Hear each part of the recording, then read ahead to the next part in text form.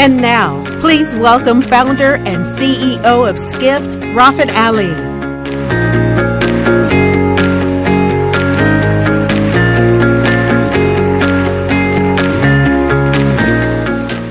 Good evening, folks. My name is Rafat Ali. I'm the CEO and founder of Skift. We're doing this almost after 2 years, so I'm a little rusty. Just give me a little bit of time to warm up. We haven't done this in a while.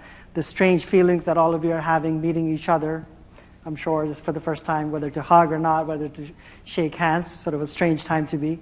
But thank you all for coming. It means a lot that all of you came here. Obviously, a bunch of folks will be there tomorrow as well. We have a great forum planned over the next 3 days. We'll have a bunch of speakers talking about big picture issues on where travel is now and where it's going. Obviously, all the challenges and the changes that happen on a daily basis. This week has actually been really good news for the travel industry. I'm sure you know.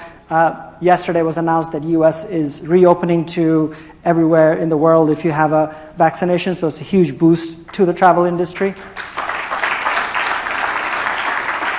And I'm sure all of us and all the speakers here will talk a bunch about that over the next few days.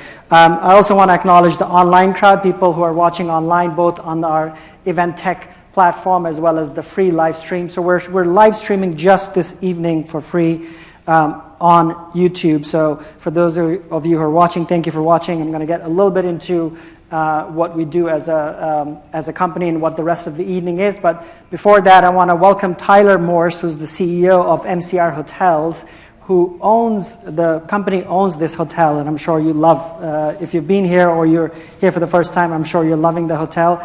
He wants to talk a little bit about that. I really want to thank his team for being so helpful for us to be here. Tyler? Thank you, Rafat. Welcome to the TWA Hotel. This is Eero Saarinen's masterpiece. It was built in 1962, so everything you see around here is around 1962. It is an iconic building and was saved in the mid-90s. It sat here dark for 20 years, and we just brought it back to life. So we were open for 6 months, then COVID came, and now we're here to welcome the traveling public back again. So we're thrilled to have everybody here. Please explore, have a good time. There's a lot of interactive displays all over the place, and it's a neat building. It's the largest columnless volume in the world. TWA was owned by Howard Hughes. He commissioned Eero Saarinen, who did the St. Louis Arch, to build this building, and he said, I want the greatest airplane terminal in the world, and I don't care how much it costs. Right? So if you're an architect, that's a pretty great commission. And they gave no thought to money, and those shells, those magical shells upstairs, are the result. 66,000 square feet of columnless space. It's an acre and a half. So enjoy. Thank you for being here, and thank you for fun. You have to tell the anecdote about Pope's room. The Pope's room. So TWA was the official airline of the Pope. And they renamed the aircraft Shepherd 1 and Shepherd 2 when the Pope flew TWA. What year was that? It was in the 60s and 70s. TWA flew Paul VI and John Paul II. So they had multiple runs. You know, it's kind of like sponsoring Shaq or something like that these days, right? TWA sponsored the Pope. Right? That was a big deal back then. And he would rest here at JFK Airport in between different trips. So there's a room upstairs called the Pope's Room, and it's got a halo in the ceiling. That was random. That was not all planned. It was not planned. Okay. The TWA stories abound. Thank you again. And by the way, the other quick story, the plane in the back. Tell the quick story about the plane that's standing in the back. Sure. So Howard Hughes, if you've seen the movie The Aviator, that's a true story. So Howard Hughes commissioned the Lockheed Constellation, which is the plane. It's actually sitting right above our head. It's sitting on the roof of this building that we're sitting in. And he was in a pitched battle with Juan Trippe at Pan Am for who was the best global carrier. So Howard Hughes bought the entire order book of the Lockheed Constellation. Autopilot was invented on the aircraft above us, and it was hot in 1958. It went 300 miles an hour and held 100 people, right? That was the best thing going.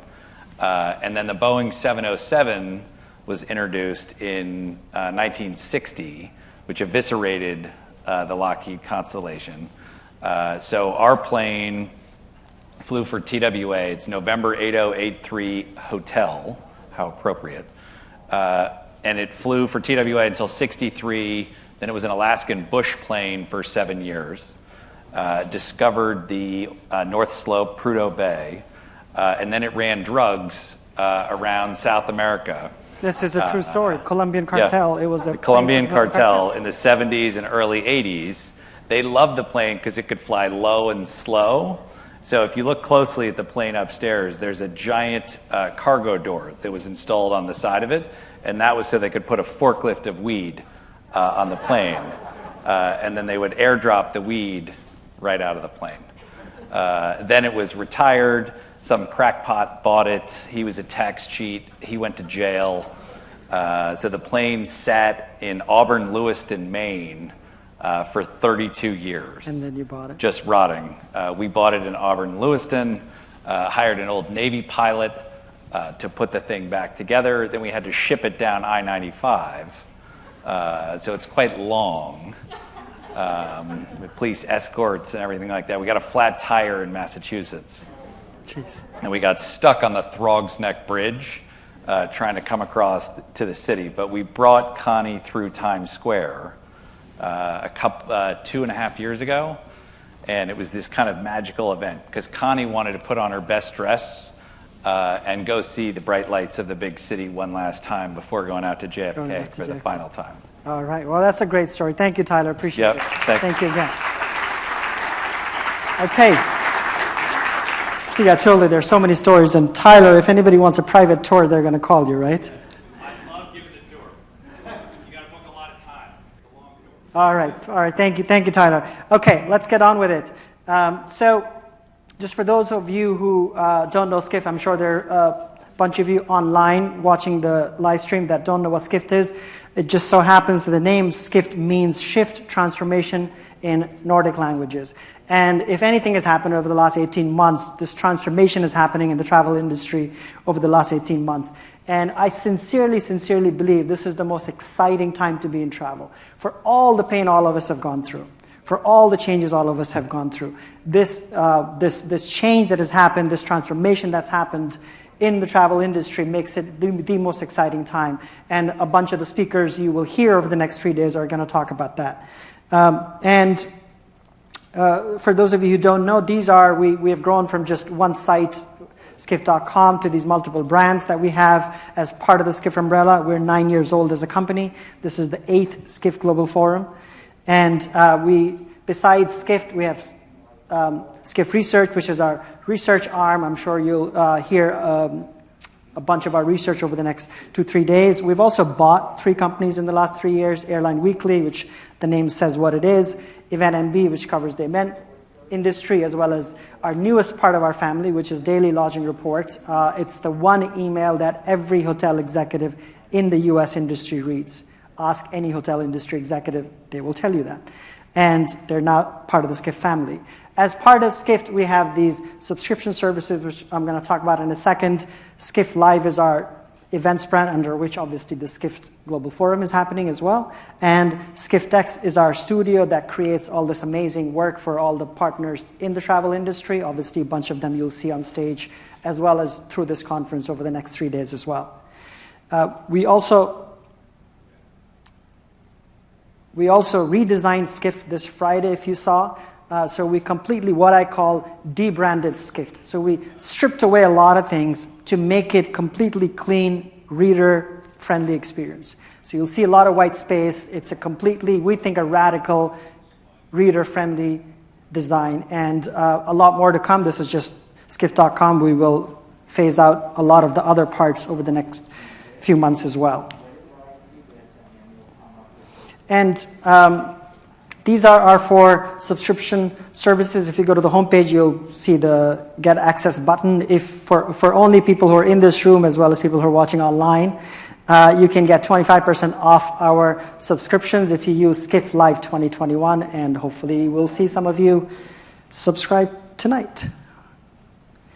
So the program tonight, usually what we do over the opening event is to talk big picture, sort of an umbrella over the travel industry. So less about the industry itself, which we'll do obviously tomorrow and the day after, and talk big picture about where travel is going. And the title of the evening is Future of Human Mobility. Where will humans move to? Where are they moving as a result of the transformation happening now over the last year and a half? And in the next decade to 2050, where will humans move to? And the 2 speakers today, Parag as well as Brian Chesky, will speak to that.